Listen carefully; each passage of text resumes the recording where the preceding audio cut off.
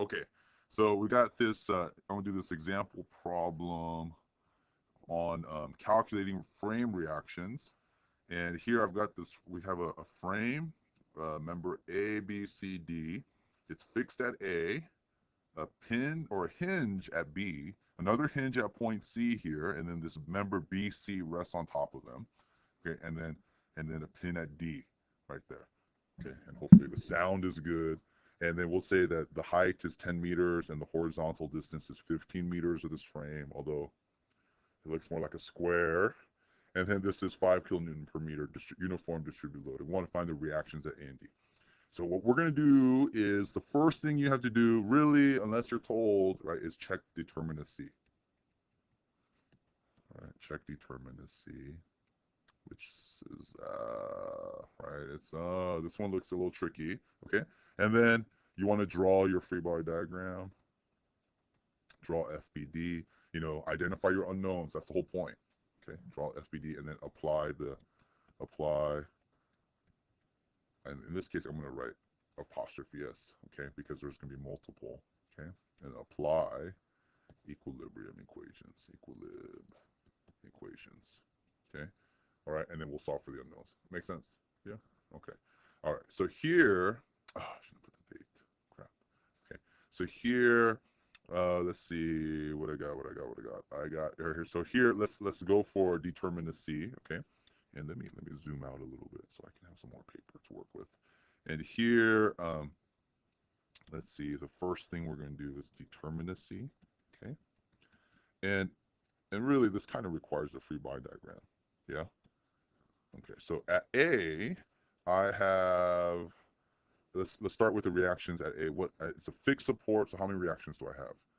3 reactions, so I would have a vertical right here. And it doesn't matter if you draw it up or down, really.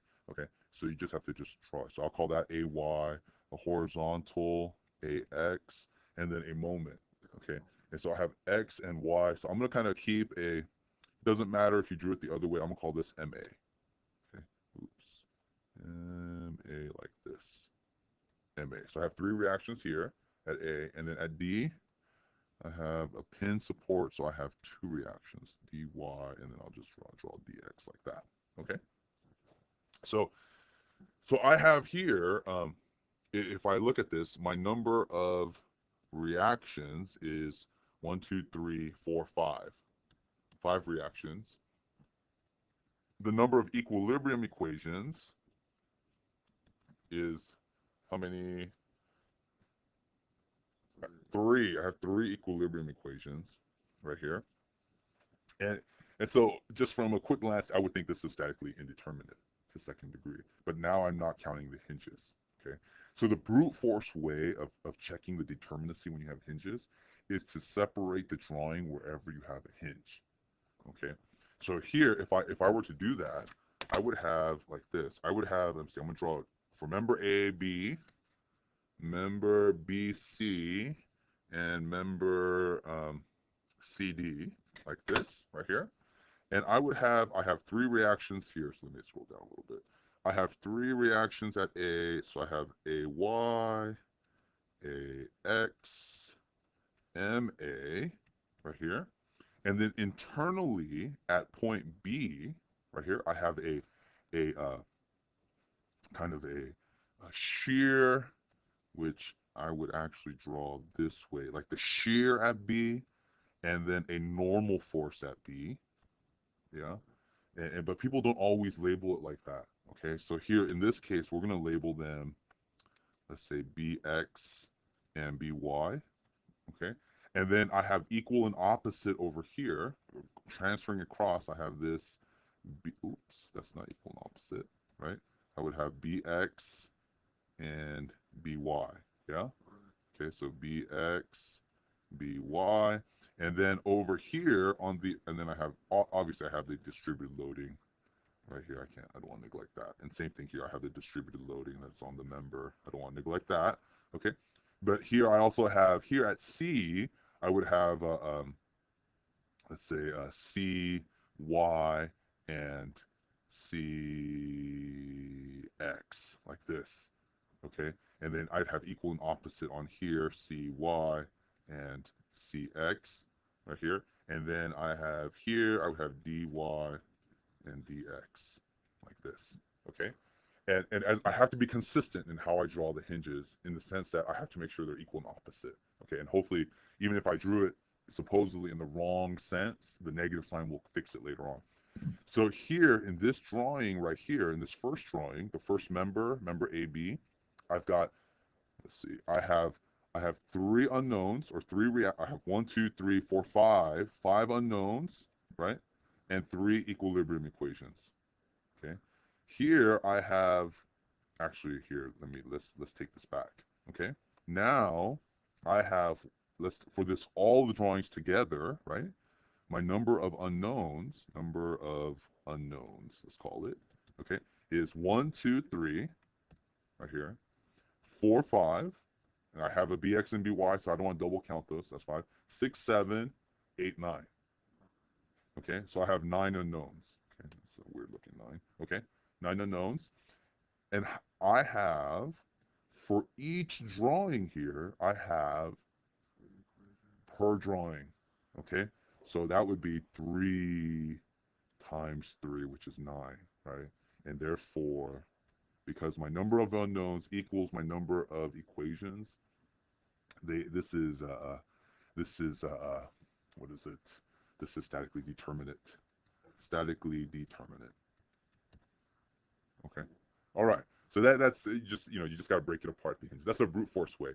The you will find in some structural analysis textbooks, you will find that they say, let's see, they'll check, they'll say number of reactions like this is equal to.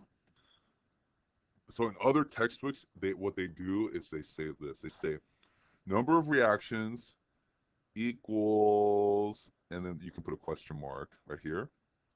And then they have this here. Actually, let's say number of unknowns. Let's call it number of unknowns, right? Is equal to number of equations plus number of releases. Okay? And so what they would do is say that I have 5 reactions, 3 equilibrium, 3 reactions plus 2 hinges, which are releases, right? And then that would say that 5 equals 5, and you would have a statically determinate structure. But there's a lot of but this is the drawing is the way to go, right? If it's hard to remember these all the time. Okay, so you don't have to worry about trying to memorize that stuff. Okay, but that's maybe in a graduate level class they might ask you to. They'll get really complicated, and you'll have all these constraints you have to consider too. Other kinds of things, especially like when there's bracing or something is infinitely rigid or modeled that way. Okay, so now that we know that we can solve this, okay, this drawing is actually really good for us right here. And what we would do, because we have this right here, like we have this drawing, we would want to draw this by separating the hinges out, right? We want to separate all the hinges out. And and so I could, let's start with, which one do you think would be a good member to start with? I'm going to go with, how about member, I've got, how many unknowns do I have right here? I have 1, 2, 3, 4. And how many unknowns do I have here? 1, 2, 3, 4. And then how many unknowns do I have here? 1, 2, 3, 4, 5. Oi, okay. So I really just need to go member by member, pretty much. Let's see. Let's start with this one right here. Okay. So I'll redraw this one right here. We'll start with that member and try to figure out some things. Okay. So let's see here. Or in fact, let's start with let's go right to left around. Yeah, that'll be sufficient. So let's just start with this member right here. It doesn't matter. Okay. So we'll start with this member over here first. Okay. So I'll do to analyze member CD right there. And in member CD, let's draw a little bit better here. So bam, like that. And I've got, the way I drew this, I had dy and dx. And then for c's, I had cx and cy. So cx and cy. Okay. So if I do sum of the forces in the horizontal equal to 0, I would get that dx minus cx equals 0. Yeah? And then if I did sum of the forces in the vertical, which just tells me that dx equals cx. Yeah?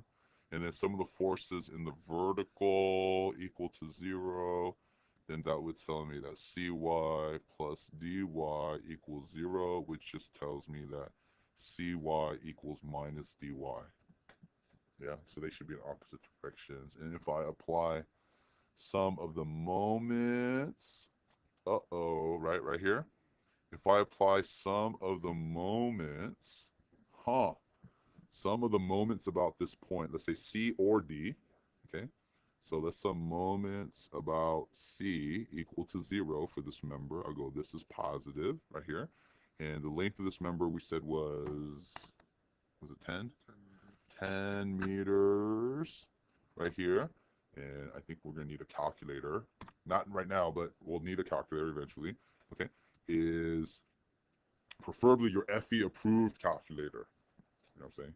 Okay, so here this would be dx times 10 meters equals 0. And that tells me dx equals 0, which tells me that cx equals 0. Ooh, okay. All right, good. Yes. All right. Now we go to the next member right here. Member, I'll call this was member CD. Let's go to member BC right here. So and then a new page. What's up? Okay, 3. 1, 2, 3, member CD. And here, if this is getting too easy, you should just fast forward, dude. All right, so here, let's just draw that again very fast. Right here, bam. And then I had, which way did I see? CX and CY. CX this way, CY, which way did I draw that before? Downwards, and BY downwards too. That looks weird. Oh, that one. CY, and then I had 5 kilonewtons per meter, and then I had BY and BX. And is that correct? Am I being consistent? Yes. Okay. Good. And we knew that CX equals 0. So that's cool. CX is 0. That means some of the forces in the horizontal equals 0. Therefore, BX equals 0, right? And then if I take moments, I don't have to do, some of the I could do some of the force in the vertical, but I'm going to end up with 2 unknowns in that equation. So moments are really nice with this. So the moments equal to 0 about point, let's say B, okay? And that would tell me that minus CY times, I believe the length was 15 meters. 15 meters. So here, minus CY times 15 meters, minus the area of this distributed load, which is 5 kilonewton per meter times 15 meters, times the resultant location. So this is the location of the resultant, 5 times 15, which is 75 kilonewtons, times 7.5 meters equals 0. And that tells me, the 15s cancel. And 5 times 7.5, CY is negative 37.5. Yes. 0.5 kilonewtons. Okay. And the negative just means that when I go back to this drawing, it should be in the opposite sense, that force, right? The negative just means that, okay? And then that means that BY, I could take moments about the other side and do the same thing, but because I can look at this and I know that it's the symmetry, right? I know it's the symmetry of the loading and the reactions on this member, so therefore BY equals CY, which is equal to minus 37.5 kilonewtons as well, okay?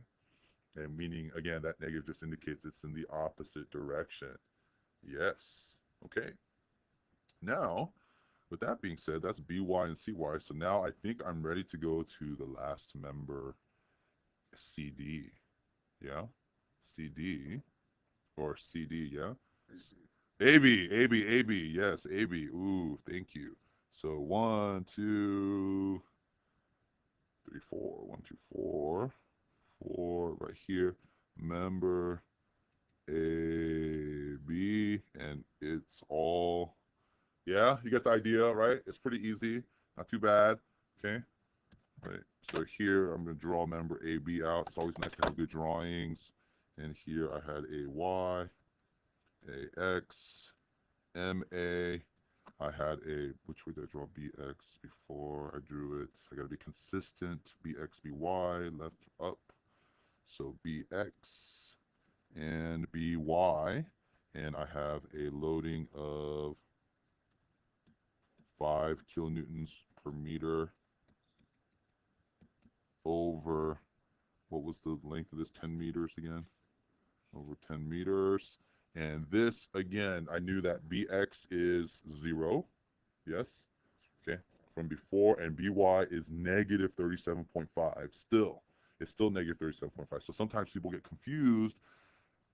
Sometimes they, because of that negative, they draw it the opposite direction already. Then you have to use a positive number, right? If you start changing the way, your consistency of drawings. Okay, so that's important. That's a common mistake. All right. So here, if I do sum of the forces in the horizontal equal to 0, then that means AX plus 5 kilonewton per meter times 10 meters equals 0. Yes, and that tells me AX is minus 50 kilonewtons. Okay, so there's one reaction there. It also tells me that if I take sum of the forces in the y equal to 0, or in the vertical, and I say this is positive, I would have by plus ay equals 0, which means ay equals minus by, and that would be minus 37.5 kilonewtons. Okay, which means that ay is 37.5 kilonewtons, and the positive number indicates that the way we drew it, the sense is correct. Okay, and then I sum moments about point A. Some moments about A equal to 0, like this, and that would tell me that MA minus the resultant here, 5 times 10, so that's 50 kilonewtons, times the distance, right? So MA minus 5 kilonewton per meter times 10 meters times half the distance, which is 5 meters, equals 0, which tells me that is 50 times 5 is, MA is 250 kilonewton meters. Okay? And the positive number indicates that the way I drew this is also correct in the positive sense. So this is one answer. This is another answer for the reaction at A. AX of negative 50 just means that if I were to draw this in the positive sense, the arrow has to go the other way. Okay? And then for D, I already calculated dx is equal to 0, but dy is equal to this over here tells us that dy equals minus cy, which means that cy, which we calculate, is negative 37.5. So dy is negative 37.5 kilonewtons, which is 37.5 kilonewtons dy. And that tells us that our sense for dy is also correct, right? And so when we go back and look at it, we would say that this is 37.5. Okay, we could, bam, we know all the numbers here. And it makes sense, right? dy and ay should be reacting upwards because the distributed load is pointing down. Okay, that's it.